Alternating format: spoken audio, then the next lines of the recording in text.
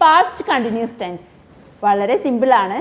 കഴിഞ്ഞു പോയ ഏതെങ്കിലും ഒരു കൃത്യസമയത്ത് എന്ത് സംഭവിക്കുകയായിരുന്നു എന്ന് പറയുമ്പോഴാണ് നമ്മൾ ഈ ടെൻസ് ഉപയോഗിക്കുക. എക്സാമ്പിൾസ് പറഞ്ഞാൽ കുറച്ചുകൂടി എളുപ്പത്തിൽ മനസ്സിലാവും. ഇന്നലെ 5 മണിക്ക് ഞാൻ പഠിക്കുകയായിരുന്നു. രാവിലെ 8 മണിക്ക് ഞങ്ങൾ സംസാരിക്കുകയായിരുന്നു. നീ വിളിച്ചപ്പോൾ അവൻ കുളിക്കുകയായിരുന്നു. ഇങ്ങനെ ഏതെങ്കിലും ഒരു കൃത്യസമയത്ത് സംഭവിക്കുകയായിരുന്നു എന്ന് പറയുന്നതിനെയാണ് പാസ്റ്റ് കണ്ടിന്യൂസ് ടെൻസ് എന്ന് പറയുക.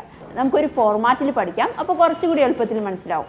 Subject plus was or were plus വെർബിൻ്റെ ING ഫോം. സബ്ജക്റ്റ് എന്ന് പറഞ്ഞാൽ നമുക്കറിയാം ഒരു പ്രവൃത്തി ചെയ്യുന്ന ആളെയാണ്, അതായത് നമ്മളിവിടെ ആരെക്കുറിച്ചാണ് പറയുന്നത് അയാളുടെ പേരാണ് subject.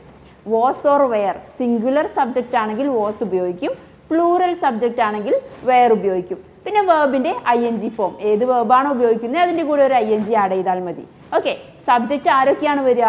I, you, they, we, he, she, it നമുക്കറിയാം അല്ലേ. അപ്പോൾ നമുക്ക് ഉദാഹരണങ്ങൾ പറഞ്ഞു നോക്കാം. ഇന്നലെ 5 മണിക്ക് ഞാൻ പഠിക്കുകയായിരുന്നു എന്നെങ്ങനെ പറയാം? I was studying at 5 o'clock yesterday. രാവിലെ 8 മണിക്ക് ഞങ്ങൾ സംസാരിക്കുകയായിരുന്നു. We were speaking at 8 o'clock in the morning. ഓക്കെ, അപ്പോൾ ഇങ്ങനെ ഏതെങ്കിലും ഒരു കൃത്യസമയത്ത് സംഭവിക്കുന്ന കാര്യങ്ങളെ കുറിച്ച് പറയുമ്പോഴാണ് പാസ്റ്റ് കണ്ടിന്യൂസ് ടെൻസ് ഉപയോഗിക്കുക. കഴിഞ്ഞുപോയ ടൈമിലാണ്. ഓക്കെ, അപ്പോൾ കൂടുതൽ എക്സാമ്പിൾസ് നിങ്ങൾ എന്ത് ചെയ്യുക? താഴെ കമൻറ്റ് ബോക്സിൽ ടൈപ്പ് ചെയ്യുക. Thank you for watching.